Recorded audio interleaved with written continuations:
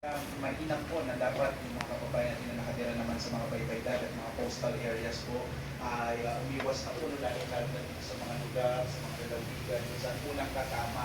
Sarap yan guys. Bicol Express. Wow. Yan si Mayora guys. Oh. Si Mayora ang nagluto. Ala, kakunti lang pang kanin.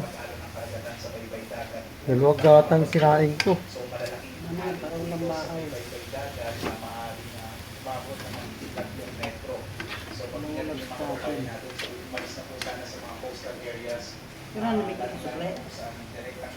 Hmm?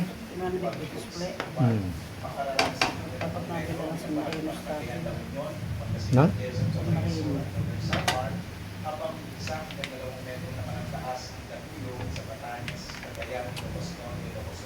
Dalawa binili mo?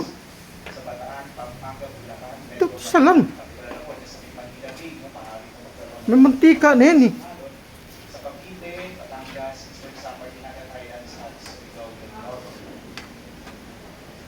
Ngayon po, may nakataas ng gay warning sa malaking bahagi po ng Luzon, sa Batanes, Ayan, sa Bela Aurora, Quezon, Camarines Norte, Camarines Sur, at Tuanes. Okay.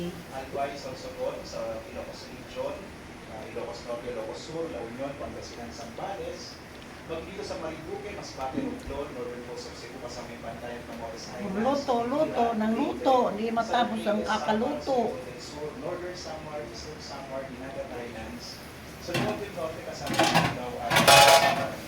Sa mga lugar po, yung nakapula po, yung mga lugar, kung saan inaasahan nga natin na magkakaroon ng malaking pag-alin po ng karagatan. Kaya delikado na po magdayag yung mga sasakyang pandagat, lalong-lalo na yung mga maliliit na mga Yan guys, ang aming ulam.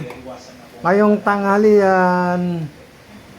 Bicol Express. Sisimula na po tayo magkaroon ng 3-hour update. Susunod na update po natin dito sa Pag-iong 1 ay bukas, mamaya ng alas 2 ng madaling araw.